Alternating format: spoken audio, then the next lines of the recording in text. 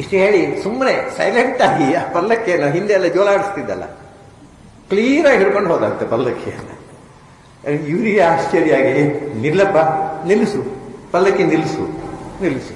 ಕೆಳಗೆ ಹಿಡಿದಂತೆ, ಕೆಳಗಿಡ ಕಾಲು ಹಿಡಿದ. ದಮ್ಮಯ್ಯ, ನೀವು ಯಾರು ಹೇಳಿ, ನಿಮ್ಮ ಹತ್ರ ಪಲ್ಲಕ್ಕಿ ಹೊರಿಸಿ ತಪ್ಪು ಮಾಡಿದೆ ನಾನು. ಇಂಥ ಜ್ಞಾನದ ನಿಧಿ ನಮ್ಮ ದೇಶದಲ್ಲಿ ಒಬ್ಬ ಇದ್ದಾರೆ ಅಂತ ಗೊತ್ತಿಲ್ಲ, ತಪ್ಪು ಮಾಡಿಬಿಟ್ಟೆ. ನೀವು ಯಾರು? ಕಸ್ತಂ ನಿಗೂಢಾಚರಸಿ ದ್ವಿಜಾನಾಂ ಬಿಭರ್ಷಿ ಸೂತ್ರಂ. ಅಲ್ಲಪ್ಪ, ನೀವು ಯಾರು? ನಿಗೂಢಾಚರಸಿ, ಯಾರು ಅಂತ ಯಾರಿಗೂ ಗೊತ್ತಾಗದ ಗುಟ್ಟು. ಮೇಲು ನೋಟಕ್ಕೊಬ್ಬ ಹುಚ್ಚ ಪೆದ್ದ, ಆದರೆ ಒಳಗಿನಿಂದ ಒಂದು ಅದ್ಭುತವಾದ ಜ್ಞಾನ. ಅದನ್ನ ತೋರಿಸಿಕೊಳ್ಳದೆ ಪೆದ್ದರಂತೆ ತಿರುಗುತ್ತಾ ಇದ್ದೀರಲ್ಲ, ಈ ಮುಚ್ಚುಮನೆ ಯಾಕೆ? ಈಗ ನಿಮ್ಮದು ಕಥೆ ಹಾಗೆ ಆಯ್ತು ನೋಡು. ನೀವು ವ್ಯಾವಹಾರಿಕವಾಗಿ ಪೆದ್ದ, ಪಾರಮಾರ್ಥವಾಗಿ ಮಹಾಜ್ಞಾನಿ. ಈ ವ್ಯವಹಾರದಲ್ಲೇ ಬಿದ್ದೇನೆ, ನೀವು ಪರಮಾರ್ಥ ಗೊತ್ತಾಗಲಿಲ್ಲ. ನಾವೆಲ್ಲರೂ ವ್ಯವಹಾರದಿಂದಲೇ ಗುರುತಿಸುವುದು ಒಬ್ಬನನ್ನ. ವ್ಯಾವಹಾರಿಕವಾಗಿ ನೋಡಿದರೆ ನೀವು ಪೆದ್ದ ಅಥವಾ ಹುಚ್ಚ, ಆದರೆ ಪಾರಮಾರ್ಥಿಕವಾಗಿ ನೀವು ಬಹಳ ದೊಡ್ಡ ಜ್ಞಾನಿ. ಗೊತ್ತಾಗಲಿಲ್ಲ ನನಗೆ, ಯಾಕೆಂದ್ರೆ ನಾವು ಗುರುತಿಸುವುದು ಹೊರಗಿನ ವೇಷದಿಂದ. ಆ ವೇಷಭೂಷಣಗಳಲ್ಲಿ ಟ್ರಿಮ್ ಆಗಿದ್ಬಿಟ್ರೆ ಅವು ಏನೋ ದೊಡ್ಡ ಮನುಷ್ಯ ಅಂತ ತಿಳ್ಕೊಳ್ತೇವೆ. ನೋಡಿ, ನೀವು ಸಭೆಯಲ್ಲಿ ನೋಡಿ, ಒಬ್ಬ ವಿದ್ವಾಂಸ, ಒಳ್ಳೆ ವಿದ್ವಾಂಸ, ಅಂದ್ರೆ ಹರಕು ಮರುಕು ಬಟ್ಟೆ ಹುಟ್ಕೊಂಡು ಬಂದರೆ ಆದ್ರೆ ನೋಡಿ, ಆ ಕಡೆ ಸೀಟಿ ಹೋಗಿ, ಮುಂದೋಗಿ, ಹಿಂದೋಗಿ, ಹಿಂದೋಗಿ, ಹಿಂದೋಗಿ ಇರ್ತಾರೆ. ಒಳ್ಳೆ ಟ್ರಿಮ್ ಗರಿಗಿರಿ ಪ್ಯಾಂಟ್ ಗಿಂಟ್ ಹಾಕೊಂಡು ಬನ್ನಿ, ಅವ್ನು ಏನು ಶುಂಠ ಇರುತ್ತಾನೆ, ಬನ್ನಿ ಸರ್ ಬನ್ನಿ ಅಂತ ಎದುರಿಸು. ಅಂದರೆ ನಾವು ಬೆಲೆ ಕೊಡುವುದು ಅಂತರಂಗದ ಶಕ್ತಿಗೆ ಅಲ್ಲ, ಹೊರಗಿನ ವೇಷಕ್ಕೆ. ನಾನು ಹಾಗೆ ಮಾಡಿಬಿಟ್ಟೆ, ತಪ್ಪು ಮಾಡಿಬಿಟ್ಟೆ. ಇದು ವ್ಯವಹಾರ. ವ್ಯಾವಹಾರಿಕವಾದಂಥ ನಿಮ್ಮ ಹೊರಗಿನ ಒಂದು ಮುಖವಾಡ ಉಂಟಲ್ಲ, ಅದೇ ನೀವು ತಿಳ್ಕೊಂಡ್ಬಿಟ್ಟೆ. ನೀವು ಅಲ್ಲ, ನಿಮ್ಮ ಮುಖವಾಡ ಅದು.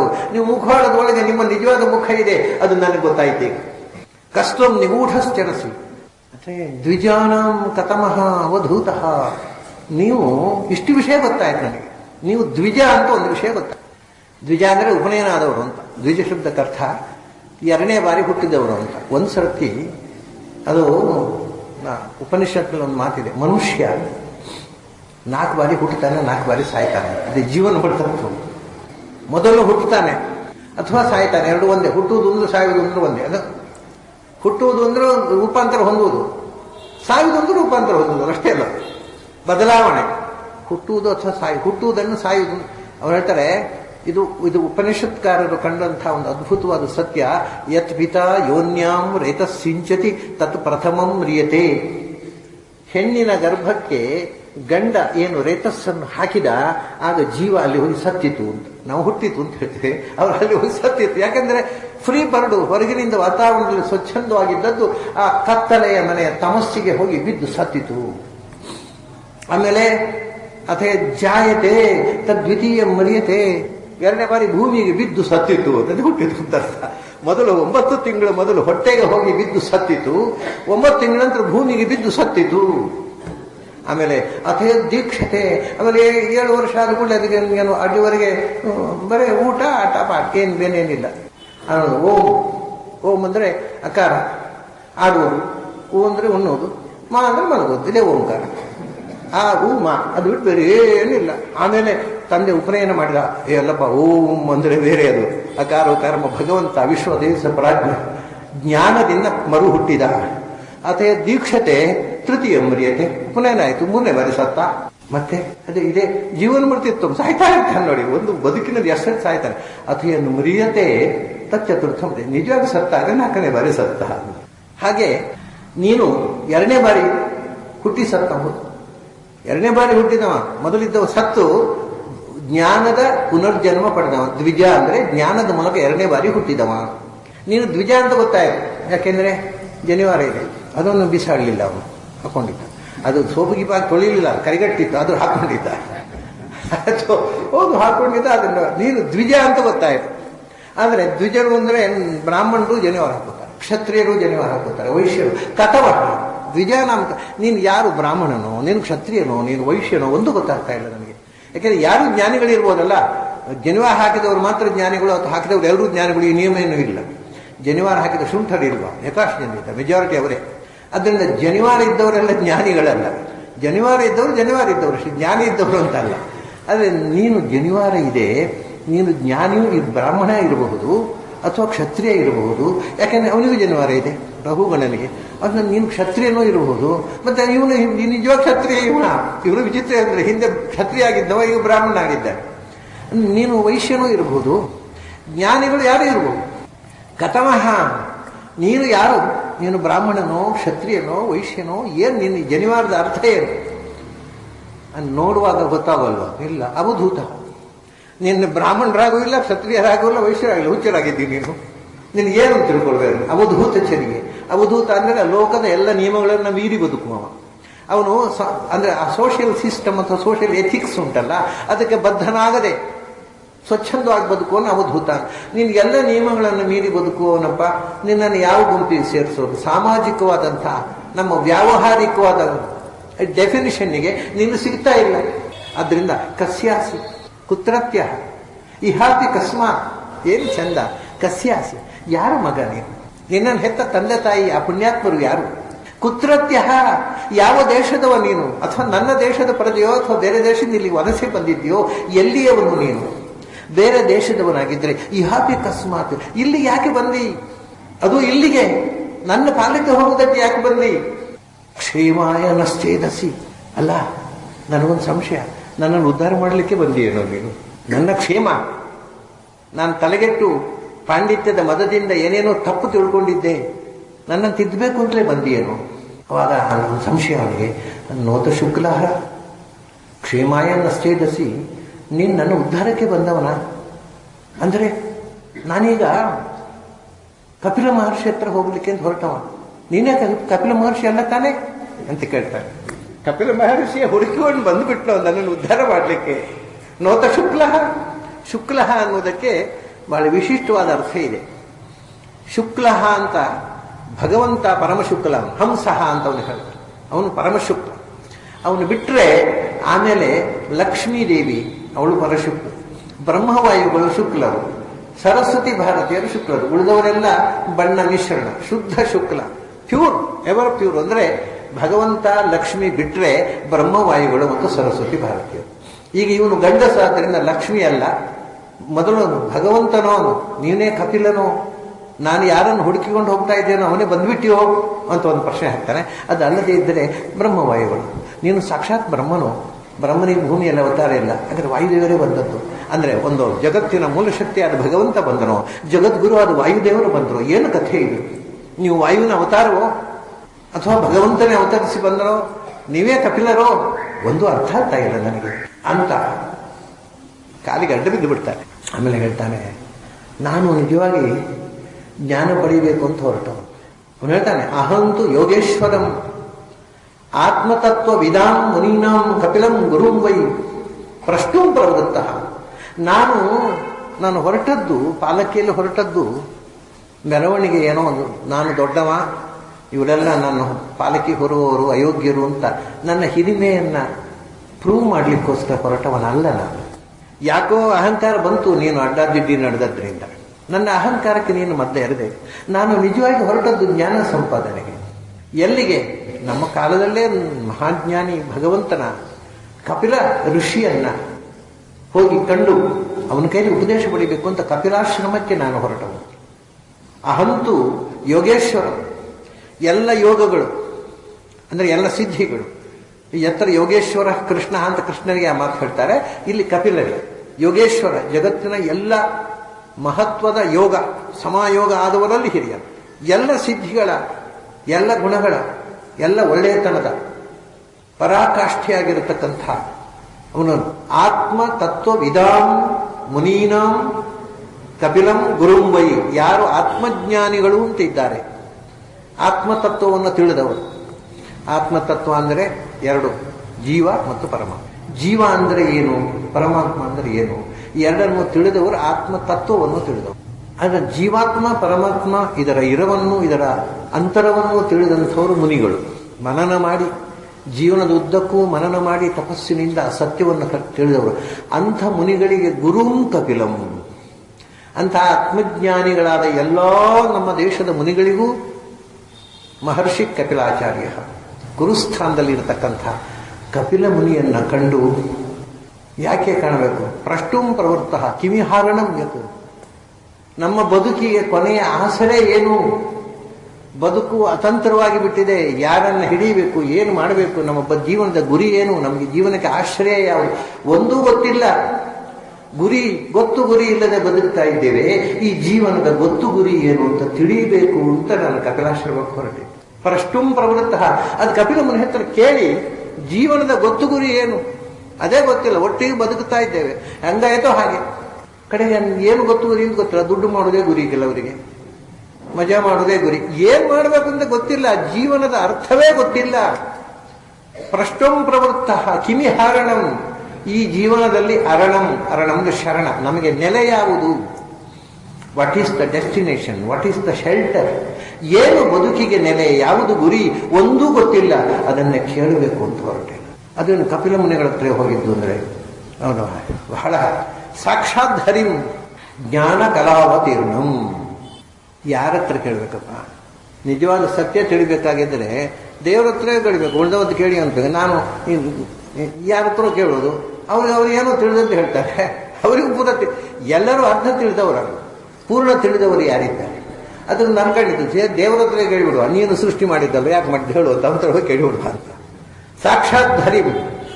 ಇಲ್ಲಿ ಒಂದು ವಿಶೇಷ ಇದೆ ನೋಡಿ. ಈ ಸಾಕ್ಷಾತ್ ಹರಿಂ ಅದು ಕಪಿಲ ಮಹರ್ಷಿ ಎಂಥದ್ದು ಭಗವಂತನ ಅವತಾರ ಅಷ್ಟೇ ಅಲ್ಲ, ಜ್ಞಾನ ಕಲಾವತೀರ್ಣಂ. ಭಗವಂತನ ಅವತಾರದಲ್ಲಿ ಎರಡು ಮುಖ ಇದೆ, ಜ್ಞಾನ ಕಾರ್ಯ ಬಲ ಕಾರ್ಯ ಅಂತ. ಕೆಲವು ಅವತಾರಗಳಲ್ಲಿ ಭಗವಂತ ಜ್ಞಾನವನ್ನು ಆವಿಷ್ಕಾರ ಮಾಡುವುದೇ ಇಲ್ಲ, ಬರೇ ಬಲ ಕಾರ್ಯ. ನರಸಿಂಹ ಅವತಾರದಲ್ಲಿ ಜ್ಞಾನೋಪದೇಶ ಇಲ್ಲ, ಹಿರಣ್ಯಕಶ್ಯಪನ ಸಂಹಾರ. ಹಾಗೆ ಮತ್ಸ್ಯಾವತಾರದಲ್ಲಿ ವೇದವನ್ನು ಅಪಹಾರ ಮಾಡಿರ್ತಕ್ಕಂಥ ದೈತ್ಯನ ಸಂಹಾರ. ಕೂರ್ಮಾವತಾರದಲ್ಲಿ ಹಿರಣ್ಯಾಕ್ಷನ ಸಂಹಾರ, ವರಾಹ ಅವತಾರದಲ್ಲಿ ಹಿರಣ್ಯಾಕ್ಷನ ಸಂಹಾರ. ಹೀಗೆ ಕೆಲವು ಅವತಾರಗಳಲ್ಲಿ ಜ್ಞಾನದ ಆವಿಷ್ಕಾರ ಇಲ್ಲ, ಜ್ಞಾನ ಕಲೆ, ಜ್ಞಾನದ ಅಂಶ, ಅಭಿವ್ಯಕ್ತಿ ಇಲ್ಲ. ಆಮೇಲೆ ಮುಂದೆ ಕೃಷ್ಣಾವತಾರದಲ್ಲಿ ಪೂರ್ಣ ಪ್ರಮಾಣದ ಜ್ಞಾನದ ಅಭಿವ್ಯಕ್ತಿ. ಭಗವದ್ಗೀತೆ, ಅನುಗೀತೆ, ಉದ್ಧವ ಗೀತೆ, ಇಡೀ ಸಮಸ್ತ ಜ್ಞಾನದ ಸಾರವನ್ನು ಆವಿಷ್ಕಾರ ಮಾಡಿದ ಅವತಾರ, ಅದು ಜ್ಞಾನಾವತಾರ. ಹಾಗೆಯೇ ಕೇವಲ ಕೃಷ್ಣ ಜ್ಞಾನಾವತಾರವೂ ಹೌದು, ಬಲಾವತಾರವೂ ಹೌದು. ಆದರೆ ವೇದವ್ಯಾಸರು, ಕಪಿಲ, ದತ್ತಾತ್ರೇಯ ಇದು ಜ್ಞಾನಕಲಾವತೀರ್ಣ. ಅದು ಕೇವಲ ಅದರಲ್ಲಿ ಯುದ್ಧ, ಕಲಹ, ಶತ್ರು ಸಂಹಾರ ಏನೂ ಇಲ್ಲ. ಕೇವಲ ಜ್ಞಾನದ ಆವಿಷ್ಕಾರಕ್ಕೋಸ್ಕರ ಭಗವಂತರ ಅವತಾರಗಳು ಕಪಿಲ, ದತ್ತ, ವೇದವ್ಯಾಸ ಇವೆಲ್ಲ ಜ್ಞಾನಕಲ. ಅದರಿಂದ ಜ್ಞಾನದ ಆವಿಷ್ಕಾರಕ್ಕೋಸ್ಕರವೇ ಅವತರಿಸಿ ಬಂದ ಭಗವಂತನಂತ ಕೇಳಿಬಿಡ್ಬೇಕು, ನಿಜವಾದ ಜ್ಞಾನ ಅಂದರೆ ಏನು ನೋಡಿ. ಒಂದು ವಿಚಿತ್ರ, ಇಲ್ಲಿ ಸಾಕ್ಷಾತ್ ಹರಿ ಅಂತ ಜ್ಞಾನವನ್ನು ಉಪದೇಶ ಮಾಡೋದಕ್ಕೋಸ್ಕರ ಅವತರಿಸಿದ ಹರಿಯನ್ನು, ಅದು ಸಾಕ್ಷಾತ್ ಹರಿ. ಆವೇಶ ಅಲ್ಲ, ಭಗವಂತನ ಸನ್ನಿಧಾನ ಅಲ್ಲ, ಸ್ವತಃ ಭಗವಂತನೇ ಬಂದಿದ್ದಾನೆ. ಇದು ಯಾಕೆ ಹೇಳಿದರು ಅಂದರೆ ನೋಡಿ, ಯಾರು ನಮ್ಮ ದೇಶದ ಯಾವ ವಿದ್ವಾಂಸರು, ಯಾವ ಮತಾಚಾರ್ಯರು ಹೇಳಿದ ಒಂದು ಸಂಗತಿಯನ್ನ ಬೇರೆ ಗ್ರಂಥದಲ್ಲಿ ಮಧ್ವಾಚಾರ್ಯ ಹೇಳಿದ್ದಾರೆ. ಅವರು ಬಹಳ ಅದ್ಭುತ. ಅದು ಅವ್ರು ಏನು ಹೇಳ್ತಾರೆ ಅಂದರೆ, ಕಪಿಲ ಅಂತ ಇಬ್ಬರಿದ್ದಾರೆ, ಇದು ಇತಿಹಾಸದ ದಾಖಲೆ ಇಲ್ಲ. 2 ಮಂದಿ ಕಪಿಲರಿದ್ದಾರೆ. ಒಬ್ಬ ಇವತ್ತು ಪ್ರಚಲಿತವಾಗಿರತಕ್ಕಂಥ ನಿರೀಶ್ವರ ಸಾಂಖ್ಯವನ್ನು ಪ್ರಚಾರಗೊಳಿಸಿದ ಕಪಿಲ, ಅವನೊಬ್ಬ ಋಷಿ, ಭಗವಂತನ ಅವತಾರ ಅಲ್ಲ. ಅದು ವೈದಿಕ ಸಾಂಖ್ಯ ಇದೆ. ಏಕಂ ಸಾಂಖ್ಯಂಚ ಯೋಗಂಚ ಯಃ ಪಶ್ಯತಿ ಸಪಶ್ಯತಿ ಅಂತ ಭಗವದ್ಗೀತೆಯಲ್ಲಿ ಹೇಳಿದ ಸಾಂಖ್ಯ, ಅದನ್ನು ಉಪದೇಶ ಮಾಡಿರ್ತಕ್ಕಂಥ ಅವನು ಕಪಿಲ ವಾಸುದೇವ, ಅವನು ಭಗವಂತನ ಅವತಾರ. ಹಾಗಾಗಿ 2 ಕಪಿಲರಿದ್ದಾರೆ, ಒಬ್ಬ ಹರಿ ಅಲ್ಲದ ಕಪಿಲ, ಒಬ್ಬ ಸಾಕ್ಷಾತ್ ಹರಿಯಾದ. ಅದಕ್ಕೋಸ್ಕರ ಸಾಕ್ಷಾತ್ ಹರಿ ಯಾವುದೋ ಕಪಿಲ ಋಷಿ ಹತ್ರ ಹೊರಟದ್ದಲ್ಲ, ನಾನು ಭಗವಂತನೇ ಕಪಿಲನಾಗಿ ಅವತಾರ ಮಾಡಿದ್ದಾನಲ್ಲ. ಕರ್ದಮ ಪ್ರಜಾಪತಿ, ದೇವಹೂತಿ ಕರ್ದಮರ ಮಗನಾಗಿ ಆ ಸಾಕ್ಷಾತ್ ಭಗವಂತನ ಹತ್ರ ಕೇಳಬೇಕು ಅಂತ ನೀವು ಬಂದ್ಬಿಟ್ರಿ. ಇದು ನೋಡಿ, ಭಗವಂತ ತಾನು ತನ್ನ ಹತ್ರ ಬರ್ತಾ ಇದ್ದಾನೆ ಅಂತ ಗೊತ್ತು ಭಗವಂತನಿಗೆ. ಇವನ್ ಕಳಿಸಿದ, ಮೊದಲು ಅವನು ಟ್ರೈನಿಂಗ್ ಮಾಡಿ ಕಳಿಸಪ್ಪ. ಇದು ಅನ್ಪ್ರಿಪೇರ್ಡ್, ನನ್ನ ಹತ್ರ ಪಾಠಗಳಿಗೆ ಬೇಕಾದ ಯೋಗ್ಯತೆ ಇಲ್ಲದೆ ನನ್ನ ಹತ್ರ ಬರ್ತಾ ಇದ್ದಾನೆ. ಮೊದಲು ಸರಿ ಯೋಗ್ಯತೆ ತರಬೇತಿ ಮಾಡಿ ಕಳಿಸು, ಇವನು ಕಳಿಸ್ಬಿಟ್ಟ ಭಗವಂತ. ಹೇಳ್ತಾನೆ, ನಾನು ಹೀಗೆ ಕಪಿಲ ಮುನಿಗಳ ಹತ್ರ ಹೊರಟಿದ್ದೆ, ತಾವು ಬಂದ್ಬಿಟ್ರು. ಏನು ವಿಸ್ಮಯ ಇದು, ಏನು ಕಥೆ, ಇದು ಹೇಗೆ ಒಂದಕ್ಕೊಂದು ಸಂಭವಿಸಿತು ನನಗೆ ಅರ್ಥ ಆಗೋಲ್ಲ. ಆಮೇಲೆ ಹೇಳ್ತಾರೆ, ಇರಲಿ ಅದೇನೋ ಆಯಿತು, ತಾವು ನನಗೆ ಮಾರ್ಗದರ್ಶನ ಮಾಡಬೇಕು. ಆದರೆ ನನ್ನಿಂದ ಒಂದಾದ ತಪ್ಪಿಗೆ ಈಗ ಕ್ಷಮೆ ಆಗಿ, ನನ್ನಿಂದ ತಪ್ಪಾಗೋಯ್ತಲ್ಲ. ನೀವು ಎಂಥ ಜ್ಞಾನಿಗಳು, ಕಲ್ಪನೆ ಮಾಡ್ಲಿಕ್ಕೆ ಅಂದ್ರೆ ನಿಮ್ಮ ಎತ್ತರವನ್ನ, ನಿಮ್ಮ ಮಾತನ್ನ ಅರ್ಥ ಮಾಡಿಕೊಳ್ಳಲಿಕ್ಕೆ ಬೇಕಾದ ಅರ್ಹತೆ ನನಗಿಲ್ಲ. ನಿಮ್ಮ ಮಾತು ಅದು ಕುತ್ತಿಗೆ ಮೇಲೆ ಹೋಗ್ತಾ ಇದೆ, ನಮ್ಮ ತಲೆ ಒಳಗೆ ಹೋಗ್ತಾ ಇಲ್ಲ, ಅದು ಗ್ರಹಣ ಆಗ್ತಾ ಇಲ್ಲ. ಯಾಕೆಂದ್ರೆ ನಮ್ಮ ಅನುಭವಕ್ಕೆ ತಕ್ಕಂತೆ ನಮಗೆ ಅರ್ಥ ಆಗೋದು. ನಮ್ಮ ಅನುಭವಕ್ಕೆ ನಿಲುಕದ ಮಾತನ್ನಾಡ್ತಾ ಇದ್ದೀರಿ ನೀವು. ಅದು ಏನು ಅಂತ ನನಗೆ ಅರ್ಥ ಆಗ್ತಾ ಇಲ್ಲ. ಆದರೆ ನಾನು ಅಂಥ ಎತ್ತರದ ಒಬ್ಬ ವ್ಯಕ್ತಿಗೆ ನಿಮ್ಮ ಕೈಯಲ್ಲಿ ನನ್ನ ಪಾಲಕ್ಕೆ ಹೊರಿಸಿಬಿಟ್ಟೆ, ನಿಮ್ಮ ಹೆಗಲ ಮೇಲೆ ನಾನು ಕೂತು ಬಿಟ್ಟೆ ಅಲ್ವ. ಅಷ್ಟೇ ಅಲ್ಲ, ಬೈದು ಬಿಟ್ಟೆ, ಏನೆಲ್ಲ ಅವಾಚ್ಯವಾಗಿ ಬೈದು ಬಿಟ್ಟೆ. ನೀನೇನು ಲಟ್ಟ ಇದ್ದೀನಿ, ನಿನಗೇನು ದಾಡಿ, ಹೊರಯ್ಯ ಪಾಲಕ್ಕೆ ಅಂತ ಹೇಳಿಬಿಟ್ಟಲ್ಲಪ್ಪ. ಎಂಥ ತಪ್ಪಾಗಿ ಹೋಯ್ತು ನನ್ನಿಂದ. ಇದು ಬಹಳ ಮುಖ್ಯ. ಮನುಷ್ಯ ಗೊತ್ತಿಲ್ಲದೆ ತಪ್ಪು ಮಾಡ್ತಾನೆ. ತಪ್ಪು ಮಾಡೋದು ಬುದ್ಧಿಪೂರ್ವಕ ಮಾಡಿದ್ದಲ್ಲ, ಆದರೆ ತಪ್ಪು ಅಂತ ಗೊತ್ತಾದಾಗ ಕನ್ಫ್ಯೂಸ್ ಮಾಡಿಕೊಳ್ಳೋದು ಉಂಟಲ್ವಾ, ಅದು ಬಹಳ ದೊಡ್ಡ ಗುಣ. ಸಾಮಾನ್ಯವಾಗಿ ನಾವು ತಪ್ಪು ಮಾಡ್ತೇವೆ, ಆಮೇಲೆ ತಪ್ಪು ಅಂತ ಗೊತ್ತಾದರೆ ಕನ್ಫ್ಯೂಸ್ ಮಾಡಿಕೊಳ್ಳಕ್ಕೆ ಅದು ಇನ್ಸರ್ಟ್ ಆಗುತ್ತೆ. ಕನ್ಫ್ಯೂಸ್ ಮಾಡಿ ಅದು ಬಹಳ ಕಷ್ಟ. ಅದು ಕನ್ಫ್ಯೂಸ್ ಮಾಡಿಕೊಳ್ಳೋದು ಬಹಳ ಕಷ್ಟ. ಈ ಕನ್ಫೆಷನ್ ಅಂತ ಉಂಟಲ್ವ, ಅದು ನಮ್ಮ ಎಲ್ಲ ಪಾಪಗಳನ್ನು ಪರಿಹಾರ ಮಾಡುತ್ತೆ. ಇವತ್ತು ಕ್ರೈಸ್ತರಲ್ಲಿ ಅದೊಂದು ಸಂಪ್ರದಾಯ ಇದೆ, ಕನ್ಫೆಸ್ ಮಾಡಿಕೊಳ್ಳೋದು ಅಂತ. ಅದು ಅವರ ಭಾನುವಾರ ದಿವಸ ಪ್ರೇಯರಿಗೆ ಹೋದಾಗ ಚರ್ಚಿನಲ್ಲಿ ಅದು ಅವರ ಫಾದರ್ ಇರ್ತಾನಲ್ಲಿ, ಗುರು, ಅವನ ಹತ್ರ ಗುಟ್ಟಿನಲ್ಲಿ ಕನ್ಫೆಸ್ ಮಾಡಿಕೊಳ್ಳೋದು. ಮತ್ತೆ ಪುನಃ ಬರೋದು, ಒಂದು ವಾರ ಮಾಡಬಾರದು ಮಾಡೋದು, ಮತ್ತೆ ಗುಟ್ಟಿನಲ್ಲಿ ಭಾನುವಾರ ಕನ್ಫೆಸ್ ಮಾಡೋದು. ಇದು ಕನ್ಫೆಷನ್ ಅಲ್ಲ. Confession must be public. ನೋಡಿ, ನಾವು ತಪ್ಪು ಮಾಡುವುದನ್ನು ಬಿಡದೆ ತಪ್ಪಿನ ಬಗ್ಗೆ ಕನ್ಫೆಸ್ ಮಾಡಿಕೊಳ್ಳಿಕ್ಕೆ ಆಗೋದಿಲ್ಲ. ಇವಾಗ ಒಬ್ಬ ಮನುಷ್ಯ ಚಿಕ್ಕವನಿದ್ದಾಗ ಎಲ್ಲರ ಮಕ್ಕಳ ಅಪ್ಪನ ಕಿಸೆಯಲ್ಲಿ ದುಡ್ಡು ಕದೀತಾ ಇದ್ದ ಅಂತ ಇಟ್ಕೊಳ್ಳಿ. ಅದನ್ನು ದೊಡ್ಡವಾದ ಮೇಲೆ ಅದನ್ನು ತಮಾಷೆ ಅಲ್ಲ, ಅದನ್ನು ನಾನು ಚಿಕ್ಕವನಿದ್ದಾಗ ಅಪ್ಪನ ಕಿಸೆಯಿಂದ ದುಡ್ಡು ಕದೀತಾ ಇದ್ದೀನಪ್ಪ ಅಂತಾನೆ ಸಾರ್ವಜನಿಕ. ಯಾಕೆಂದ್ರೆ ಈಗ ಕದಿಯೋದು ಬಿಟ್ಟಿದ್ದಾನೆ, ಆದ್ದರಿಂದ ಅವನು ಆವಾಗಲೂ ಕದಿಯೋದಾಗಿದ್ದರೆ ಕನ್ಫೆಸ್ ಮಾಡಿಕೊಳ್ಳಿಕ್ಕೆ ಆಗೋದಿಲ್ಲ.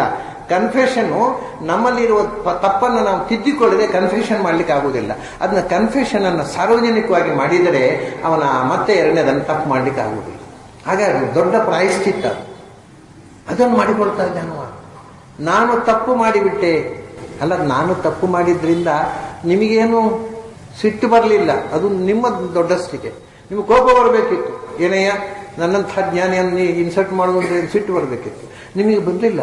ಯಾಕೆಂದ್ರೆ ನವಿಕ್ರಿಯ, ನಿಮ್ಮಲ್ಲಿ ಯಾವ ಅಂದ್ರೆ ಕ್ರೋಧ, ಸಿಟ್ಟು, ಅಸಮಾಧಾನ, ನನ್ನ ಮೇಲೆ ಅನುಕಂಪೆ ಪ್ರೀತಿಯಿಂದ ಮಾತಾಡ್ತಾ ಇದ್ದೀರಿ ನೀವು, ಸಿಟ್ಟೇ ಇಲ್ಲ ನಿಮಗೆ. ನವಿಕ್ರಿಯ, ಯಾಕೆಂದ್ರೆ ವಿಶ್ವ ಸುಹೃತ್ ಸಖಸ್ಯ, ನೀವು ಭಗವಂತನ ಸ್ನೇಹ ಬೆಳೆಸಿದವರು. ವಿಶ್ವ ಸುಹೃತ್, ಅವನು ವಿಶ್ವಸಖ, ಇಡೀ ಜಗತ್ತಿಗೆ ಗೆಳೆಯ, ಅವನ ಗೆಳೆಯ ನೀವು. ಹಾಗಾದ್ರೆ ಎಲ್ಲರೂ ನೀವು ವಿಶ್ವ ಸುಹೃತಿ, ಎಲ್ಲ ಕಡೆಯೂ ಭಗವಂತನನ್ನು ನೋಡ್ತೀರಾ, ನಿಮ್ಗೆ ಯಾರ ಮೇಲೂ ಕೋಪ ಬರೋದು. ಮತ್ತೇನು ಕೋಪ ಬರಬೇಕಾಗಿದ್ದರೆ ಕಾಮಾತ್ ಕ್ರೋಧೋಭಿಜಾಯತೆ ಅಂತ ಕೃಷ್ಣನೇ ಹೇಳಿದ್ದಾನೆ ಮನಃಶಾಸ್ತ್ರ. ಏನು ಅಂದ್ರೆ, ನಿಮಗೆ ಕೋಪ ಬರಬೇಕಾಗಿದ್ದರೆ where there is anger, behind that there must be a desire. ನಿಮಗೆ ಒಂದು ಆಸೆ ಇಲ್ಲದೆ ಕೋಪ ಬರೋಲ್ಲ. ಕೋಪ ಬರುವುದು ಯಾಕೆ ಅಂದರೆ, ನಾನು ಇನ್ಸಲ್ಟ್ ಮಾಡಿದಾಗ ಕೋಪ ಯಾಕೆ ಬರ್ತೇನೆ, ಯಾರೋ ಇನ್ಸಲ್ಟ್ ಮಾಡಿದ್ರು ನನಗೆ, ನನ್ನ ಕೋಪ ಯಾಕೆ ಬಂದು ಅಂದರೆ ನನ್ನನ್ನು ಇನ್ಸಲ್ಟ್ ಮಾಡಬಾರ್ದು, ನನ್ನನ್ನು ಅವ್ರು ಹೊಗಳಬೇಕು ಅಂತ ನನಗೆ ಆಸೆ ಇತ್ತು, ಅದು ಬಂದಾಯಿತು, ಸಿಟ್ಟು ಬಂತು. ನನ್ನ ಈಗೋ ಪ್ರಿಕ್ಕಾಯಿತು, ಸಿಟ್ಟು ಬಂತು. ಈಗೋವೇ ಇಲ್ಲದಿದ್ದರೆ ಕೋಪ ಬರೋದು ಹೇಗೆ? ಕೋಪ ಬರಲಿಕ್ಕೆ ಆಗೋದಿಲ್ಲ. ಕೋಪ ಬರಬೇಕಾಗಿದ್ದರೆ ಅದರ ಹಿಂದೆ ಒಂದು ಕಾಮ ಇರಬೇಕು, ಬಯಕೆ. ಬಯಕೆ ಇಲ್ಲದೆ ಸಿಟ್ಟೇ ಬರೋಲ್ಲ. ನೋಡಿ, ಈಗ ಮಕ್ಕಳು ಫೇಲ್ ಆದ ಕೂಡಲೇ ಏನು ಸಿಟ್ಟು ತಂದೆ ತಾಯಿಗಳಿಗೆ, ಏನು ನಿನ್ನನ್ನು ಶಾಲೆ ಕಳಿಸಿ ಗನ್ ಪುಡಿ ಮಾಡ್ತೇನೆ, ನೀನು ಒಂದು ಪರೀಕ್ಷೆಯಲ್ಲಿ ಪಾಸ್ ಆಗಲಿಲ್ಲ, ನೀನು ಹಣೆ ಬರಹ ಅಂತ ಬೈತಾರೆ. ಪಕ್ಕದ ಮನೆ ಹುಡುಗ ಫೇಲ್ ಆದರೆ ಬೈಯೋಲ್ಲ, ಯಾಕೆಂದರೆ ಅವನು ಪಾಸ್ ಆಗಬೇಕು ಅಂತ ಆಸೆ ಇರಲಿಲ್ಲ ಇವರಿಗೆ. ಪಕ್ಕದ ಮನೆ ಹುಡುಗ ಫೇಲ್ ಆದರೆ ಏನು ಅನಿಸೋದಿಲ್ಲ ನಮಗೆ. ನಮ್ಮ ಮಗು ಫೇಲ್ ಆದರೆ ಸಿಟ್ಟು ಬರುತ್ತೆ, ಯಾಕೆಂದರೆ ಅವನು ಪಾಸ್ ಆಗಬೇಕು ಅಂತ ಡಿಸೈರ್. ವೆನ್ ಡಿಸೈರ್ ಇಲ್ಲದೆ ಆ್ಯಂಗರ್ ಬರೋಲ್ಲ. ಇದು ಕೃಷ್ಣನ ಸೈಕಾಲಜಿ, ಮನಃಶಾಸ್ತ್ರ. ನಮ್ಮ ಮನಸ್ಸಿನಲ್ಲಿ ಆಸೆಗಳನ್ನು ತುಂಬಿಕೊಂಡಷ್ಟು ಕೋಪಗಳು ಜಾಸ್ತಿ. ಆಸೆಗಳನ್ನು ಬಿಟ್ಟವ ಕೋಪಗಳನ್ನು ಬಿಡುತ್ತಾನೆ. ನೀವು ಎಲ್ಲ ಆಸೆ ಬಿಟ್ಟವರು, ಭಗವಂತನನ್ನು ಗಟ್ಟಿ ಹಿಡ್ಕೊಂಡವರು, ಅದರಿಂದ ನಿಮಗೆ ಕೋಪವೇ ಬರಲಿಲ್ಲ. ನವಿಕ್ರಿಯ ವಿಶ್ವ ಸುಹೃತ್ ಸಖಸ್ಯ. ಹೇಗೆ ಕೋಪ ಮಾಡಿಕೊಳ್ತೀರಾ ನೀವು? ನಿಮಗೆ ಕೋಪ ಮಾಡಿಕೊಳ್ಳಲಿಕ್ಕೆ ಆಗೋಲ್ಲ. ಯಾಕಂದ್ರೆ ಕೋಪ ಮಾಡಬೇಕಾಗಿದ್ದರೆ ಅದರ ಹಿಂದೆ ಒಂದು ಬಯಕೆ, ಆಸೆ ಇರಬೇಕು. ನೀವು ಆಸೆಯನ್ನು ಬಿಟ್ಟವರು. ಆಶಾಶಾ ಪರಮಂ ದುಃಖಂ ನೈರಾಶ್ಯಂ ಪರಂ. ಎಷ್ಟು ಈ ಸೈಕಾಲಜಿಯನ್ನು ಪ್ರಾಚೀನ ಹೇಳಿದ್ರು ನೋಡಿ. ಆಶಾಶಾ ಪರಮಂ ದುಃಖಂ. ನಮ್ಮ ಎಲ್ಲ ದುಃಖಗಳಿಗೆ ಕಾರಣ ನಾವು ಬಯಸುವುದು ಅಂತ, ಡಿಸೈರ್. ಅದು ಬೇಕು, ಇದು ಬೇಕು ಬೇಕು ಅಂತ ಹೇಳಿದ್ದು ಸಿಗೋಲ್ಲ, ನಾವು ಡಿಪ್ರೆಷನ್ಗೆ ಹೋಗ್ತೇವೆ. ಒಂದು ಕೋಪ, ಒಂದು ಡಿಸಪಾಯಿಂಟ್ಮೆಂಟ್ ನಿಂದ ಕೋಪ ಅಥವಾ ಡಿಪ್ರೆಷನ್. ಎಲ್ಲ ಆಸೆಗಳನ್ನು ಬಿಟ್ಟವ ಪರಮ ಸುಖಿ. ಅಂದರೆ ಆಸೆ ನಮಗೆ ಗೊತ್ತಿದೆ, ನಾವು ಆಸೆ ಪಟ್ಟದ್ದು ಸಿಗೋಲ್ಲ ಅಂತ. ಆದ್ರಿಂದ ಯಾವುದು ಸಿಗುತ್ತೋ ಅದು, ನಾನು ಬಯಸಿದ್ದು ಸಿಗೋಲ್ಲ, ಎಲ್ಲರಿಗೂ ಯಾವುದು ಸಿಗುತ್ತೋ ಅದು, ಏನ್ ಬಂತು ಬರಲಿ. ಹೀಗೆ ಇದ್ದವನಿಗೆ ನಿರಾಶೆ ಆಗುವುದು ಹೇಗೆ? ಅಂದ್ರೆ ಅವನು ಡಿಸಪಾಯಿಂಟ್ಮೆಂಟ್ ಆಗೋದು ಸಾಧ್ಯ ಇಲ್ಲ. ನಮ್ಮ ಎಲ್ಲ ದುಃಖಗಳಿಗೆ ಕಾರಣ ನಮ್ಮ ಆಸೆಗಳ ಸರಮೇಲೆ. ಅದಾಗಬೇಕು, ಇದಾಗಬೇಕು, ಹಾಗಾಗಬೇಕು, ಹೀಗಾಗಬೇಕು, ಒಂದು ದೊಡ್ಡ ಬೆಂಗ್ಲೆ ಕಟ್ಟಬೇಕು, ಕಾರ್ ತಗೋಬೇಕು, ಅದಕ್ಕೋಸ್ಕರ ಲಂಚ ತಗೋಬೇಕು, ಅಂದ್ರೆ ಇದನ್ನ ಸಂಬಳ ಸಾಕಾಗೋಲ್ಲ. ಇದು ಎಲ್ಲ ಅವ್ಯವಸ್ಥೆಗಳಿಗೆ ಕಾರಣ ಮನುಷ್ಯನ ಆಸೆ. ನೀವು ಆಸೆ ಬಿಟ್ಟವರು, ಯಾಕೆಂದ್ರೆ ಭಗವಂತನನ್ನು ಕಟ್ಟಿಕೊಂಡವರು. ಆದ್ದರಿಂದ ವಿಶ್ವಸದಸ್ಯ ನವಿಕ್ರಿಯ. ನಿಮಗೇನು ನನ್ನ ಮೇಲೆ ಕೋಪ ಬರಲಿಲ್ಲ, ಅದು ಬೇರೆ ವಿಷಯ, ಅದು ನಿಮ್ಮ ದೊಡ್ಡಸ್ತಿಗೆ. ನಿಮಗೆ ಕೋಪ ಬರಲಿಲ್ಲ ಅಂತ ನಾನು ನಿಮ್ಮನ್ನು ಬೈದದ್ದು ಸರಿಯಾಗತ್ತಾ? ಅದು ತಪ್ಪೇ. ಕೋಪ ಬಾರದೇ ಇರುವುದಕ್ಕೆ ಒಂದು ಕಾರಣ, ನೀವು ಭಗವಂತನನ್ನು ಕಟ್ಟಿಕೊಂಡವರು. ಎರಡನೇ ಕಾರಣ ಸಾಮ್ಯೇನ ವೀತಾಭಿಮತೇ ಹೇತವ ಅಂತ. ಸಾಮ್ಯೇನ ವೀತಾಭಿಮತೇ, ನೀವು ಎಲ್ಲವನ್ನೂ ಸಮಾನ ದೃಷ್ಟಿಯಿಂದ ನೋಡುವುದು. ಯಾರ ಮೇಲೂ ವೈಷಮ್ಯ ಬುದ್ಧಿ ಇಲ್ಲೇ ಇಲ್ಲ. ಅವನು ಬೇಕಾದವ, ಇವನು ಬೇಡವಾದವ, ಅವನು ನಮ್ಮವ, ಇವನು ಹೊರಗಿನವ, ಇದಿಲ್ಲೇ ಇಲ್ಲ. ನಿಮಗೆಲ್ಲರೂ ಒಂದೇ. ಯಾರು ಸ್ವಕೀಯರು ಅಲ್ಲ, ಯಾರು ಪರಕೀಯರು ಅಲ್ಲ. ಅದು ಸುಖ ದುಃಖೇ ಅದು ಒಂದು. ಇನ್ನೊಂದು, ಸುಖ ದುಃಖಗಳನ್ನ, ಸೋಲು ಗೆಲುವುಗಳನ್ನ ಸಮಾನವಾಗಿ ಕಾಣುವವರು ನೀವು. ಆದ್ರಿಂದ ವೀತ ಅಭಿಮತೇ, ಅಭಿಮಾನ ಅಂದ್ರೆ ನಾನು ಅನ್ನುವ ಈಗೋ, ಅಭಿಮತಿ ಗರ್ವ, ನಾನು ಅಂತಕ್ಕಂಥ ಪ್ರೈಡ್, ಅದೇ ಇಲ್ಲ ನಿಮಗೆ. ಅಹಂಕಾರ ಇಲ್ಲ, ನಾನು ಅನ್ನೋತಕ್ಕ ಹೆಗ್ಗಳಿಕೆ, ಹೆಮ್ಮೆ ಏನೂ ಇಲ್ಲ. ಅದು ಹೇಗಿರ್ಬೇಕು ಅವನಿಗೆ? ಒಂದು ಕಾಲದಲ್ಲಿ ಚಕ್ರವರ್ತಿ ಆಗಿತ್ತವ, ಒಂದು ಕಾಲದಲ್ಲಿ ಕೂಲಿ ಮಾಡ್ತಾ ಬದುಕಿದ. ಎಲ್ಲಿ ಇರಬೇಕು ಅಹಂಕಾರ? ಜೀವನ ಅಂದ್ರೆ ಇಷ್ಟೇ, ಗೊತ್ತಾಗ್ಬಿಟ್ಟಾಗ ಅಹಂಕಾರ ಇಳಿದು ಹೋಗುತ್ತೆ.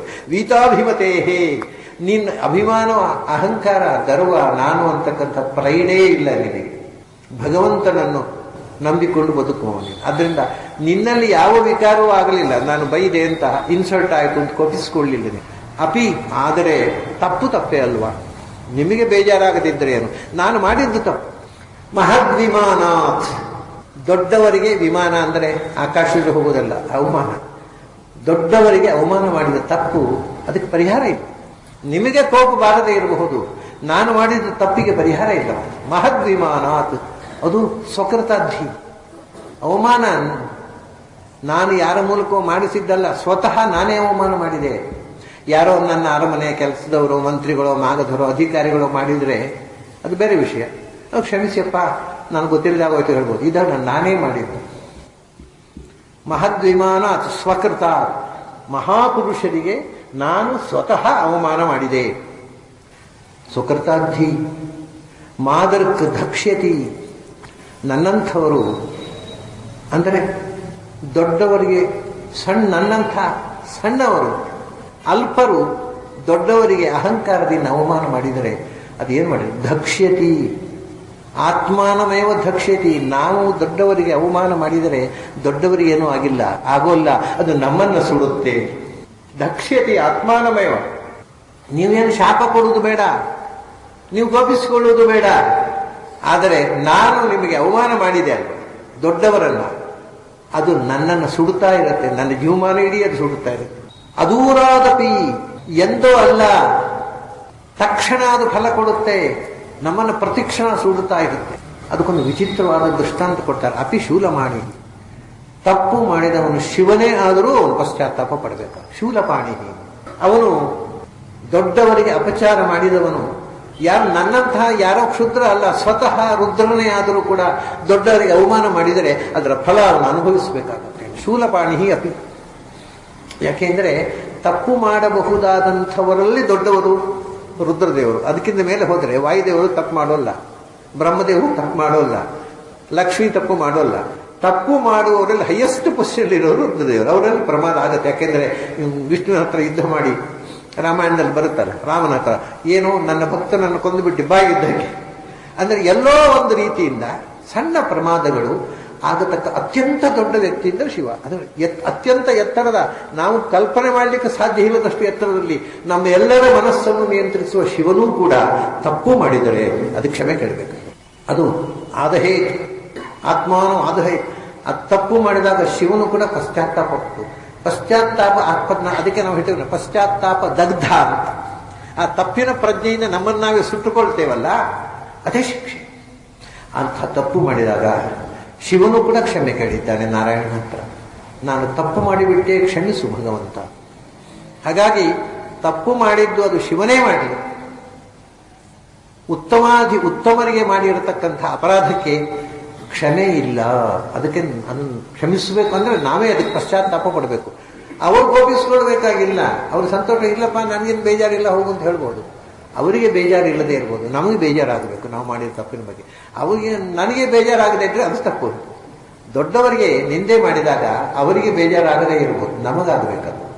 ನಮಗೂ ಆಗದೇ ಇದ್ದರೆ ಅದಕ್ಕಿಂತ ದೊಡ್ಡ ಪ್ರಮಾದ ಇಲ್ಲ. ದೊಡ್ಡವರಿಗೆ ಹೀಗೆ ತಪ್ಪು ಮಾಡಿಬಿಟ್ಟೆನಲ್ಲ ಅನ್ನತಕ್ಕಂತಹ ಒಂದು ಚಿಂತೆ ನಮ್ಮನ್ನು ಕಾಡಬೇಕು, ಸುಡಬೇಕು ಪ್ರತಿಕ್ಷಣ. ಅದು ನನ್ನನ್ನು ಸುಡ್ತಾ ಇದೆ, ನನಗೆ ಇದರಿಂದ ಪಾರಾಗೋ ಬಗೆ ಗೊತ್ತಾಗ್ತಾ ಇಲ್ಲ, ನೀವು ಮಾರ್ಗದರ್ಶನ ಮಾಡಬೇಕು ಅಂತ ಹೇಳಿಕೊಂಡು ರಘುಗಣ ಎಂಥ ದೊಡ್ಡ ವ್ಯಕ್ತಿ ನೋಡಿ, ನನ್ನ ಮಾರ್ಗದರ್ಶನ ಮಾಡಬೇಕು ಅಂತ ಕಾಲಿಗೆ ಬೆಂದು ಬಿಡ್ತಾನೆ. ನಿಮ್ಮ ಎತ್ತರ ನನಗೆ ಗೊತ್ತಿಲ್ಲ, ನೀವು ಯಾರು ಅಂತ ನನಗೆ ಗೊತ್ತಿಲ್ಲ, ಭಗವಂತನೇ ಬಂದಿರಬಹುದು ಅದೂ ಗೊತ್ತಿಲ್ಲ, ಆದರೆ ನೀವು ದೊಡ್ಡವರು ಅಂತ ಎಷ್ಟು ಗೊತ್ತಾಗಿದೆ, ನಿಮ್ಮ ಮುಂದೆ ನಾನು ಸಣ್ಣವ ಅಂತ ಅನ್ನೋದು ಗೊತ್ತಾಗಿದೆ. ನನ್ನಿಂದ ಅಪರಾಧ ಆಗಿದೆ, ಆ ಅಪರಾಧದಿಂದ ನಾನು ಸುಡ್ತಾ ಇದ್ದೇನೆ, ನನ್ನನ್ನೇ ಸುಟ್ಟುಕೋತಾ ಇದ್ದೇನೆ, ನನ್ನನ್ನು ಉದ್ಧಾರ ಮಾಡಿ ಅಂತ ಪ್ರಾರ್ಥನೆ ಮಾಡ್ತಾನೆ.